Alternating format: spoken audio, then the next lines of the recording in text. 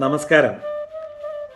സന്തോഷവും സങ്കടവും ഒന്നേ അറിയാത്തവന് സന്തോഷത്തിൻ്റെ വിലയൊന്നും അറിയില്ല എന്നാണ് പറയുക. ഒരുപാട് സങ്കടങ്ങൾക്കിടയിലൊക്കെ ഒരു ചെറിയ സന്തോഷമൊക്കെ വീണ് കിട്ടുമ്പോഴേ നമ്മൾ ഒത്തിരി അങ്ങ് സന്തോഷിക്കും. എന്നാൽ മനുഷ്യൻ എപ്പോഴും ഒരു അത്യാഗ്രഹിയെ പോലെയാണ്.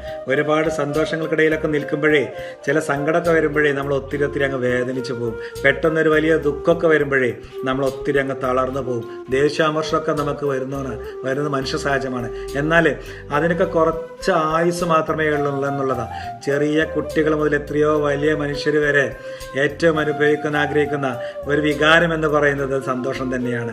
എന്നാലും ഒരു വ്യക്തിയുടെ ജീവിതത്തെ മാറ്റിമറിക്കുന്ന ഒരു വികാരം എന്ന് പറയുന്നത് സങ്കടത്തിൽ നിന്നുമാണ്.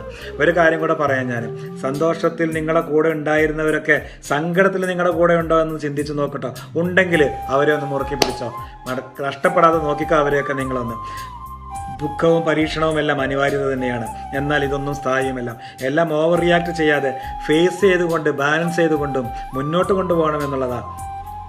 ഒരു ചൊല്ലുണ്ട്, sadness is the result of an unhappy thoughts എന്നാ പറയാം. ദുഃഖങ്ങളും സങ്കടങ്ങളും ഒക്കെ വരുന്നതേ നമുക്ക് ഒരു സന്തോഷകരമല്ലാത്ത ഒരു ചിന്തയിൽ നിന്നുമാണ് എന്നുള്ളതാണ്.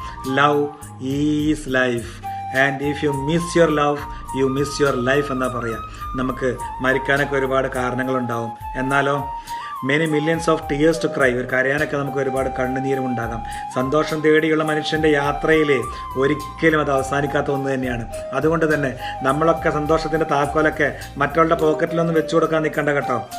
അത് ഒരു താഴും അത് തുറക്കാനുള്ള താക്കോലില്ലാതെ നിർമ്മിച്ചിട്ടില്ല എന്നുള്ളതാണ്.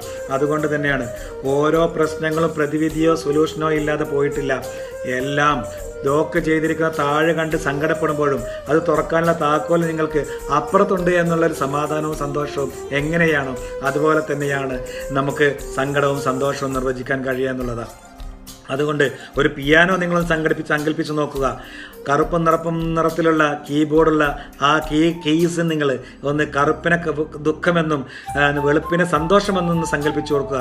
ഈ ദുഃഖവും സന്തോഷവും ഇങ്ങനെ സമ്മിശ്രമായി ഈ കീ വായിക്കുമ്പോഴാണ് സംഗീതമെന്നുണ്ടാവുന്നത്. അതുപോലെ തന്നെയാണ് ഈ ജീവിതം എന്ന് പറയുന്നത് ഇതുപോലെ ദുഃഖവും സന്തോഷവും കൂടെ സമ്മിശ്രമായ ഗണത്തിൽപ്പെട്ടതാണ്. അതുകൊണ്ട് എല്ലാവരുടെയും ജീവിതം സംഗീത സാന്ദ്രമാവട്ടെ. സന്തോഷവും ദുഃഖവും നിറഞ്ഞ ജീവിതം സന്തോഷത്തിലേക്ക് വഴിമാറിക്കൊണ്ട് എല്ലാം ഫേസ് ചെയ്തുകൊണ്ട് നമുക്ക് സന്തോഷമായിട്ട് ജീവിക്കാൻ കഴിയട്ടെ എന്ന് ഞാൻ ആത്മാർത്ഥമായി ആഗ്രഹിക്കുന്നു. നമസ്കാരം. Thank you.